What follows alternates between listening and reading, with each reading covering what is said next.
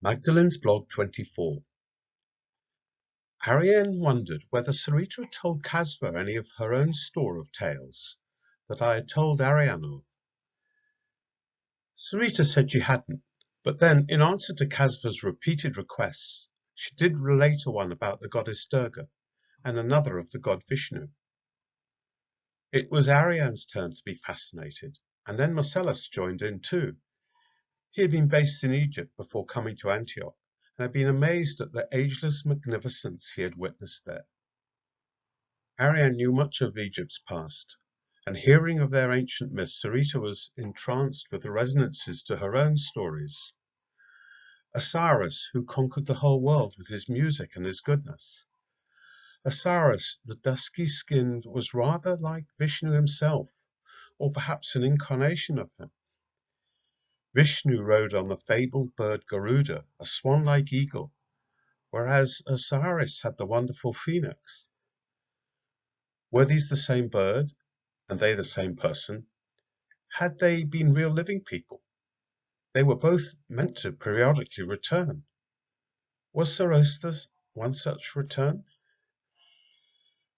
Then the talk turned to what the stars said, that there were different ages as the sun moved through the heavens, that one age was now completing, that of the fiery ram, and one that was due to start, of the fishes. I had never experienced quite such a flow of conversation that seemed to have a life of its own, fueled no doubt with alcoholic beverages, but sweeping us magically through the night. The stars were all around, testifying to our truths and filling our spirits with their own glory. Marcellus and Casva had told of their countries and lives, and Sarita and Ariane of their journeys, which were amazing to me, yet they all still wanted to know about me as well. So I told the tale of my escape from Magdala, and they seemed really astonished at it, but to me it was just what had happened. It was later than late when we noticed that Sarita had almost nodded off. In one final confidence before she and Casva retired to their rooms, Casva told us quietly that she was carrying their first child.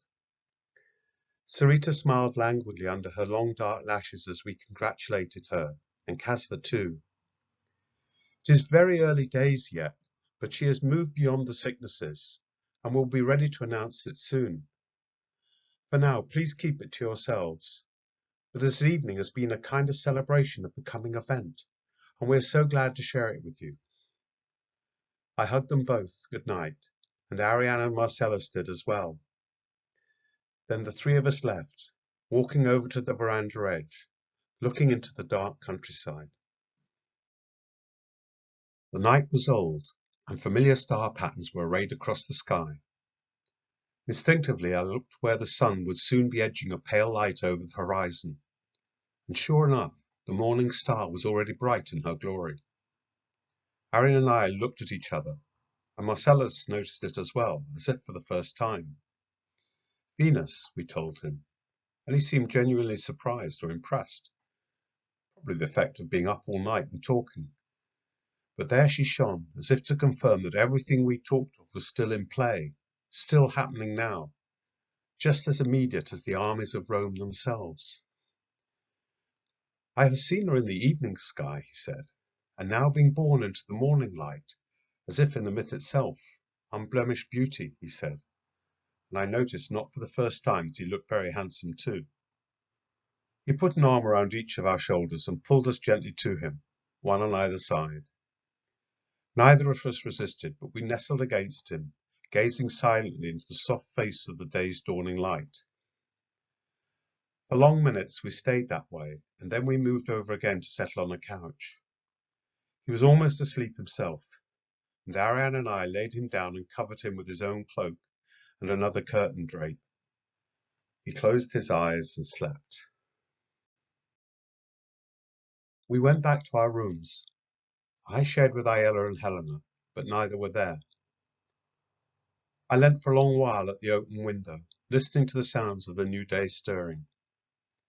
My thoughts travelled around the events of the evening, thinking of all the people we had met, wondering if I would see any of them again soon, at the spring festival perhaps.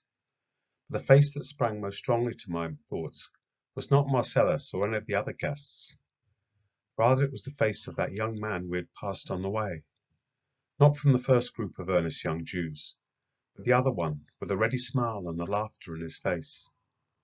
My heart pulsed a little stronger, and I stared out at Venus, silently seeking her sympathy and approval.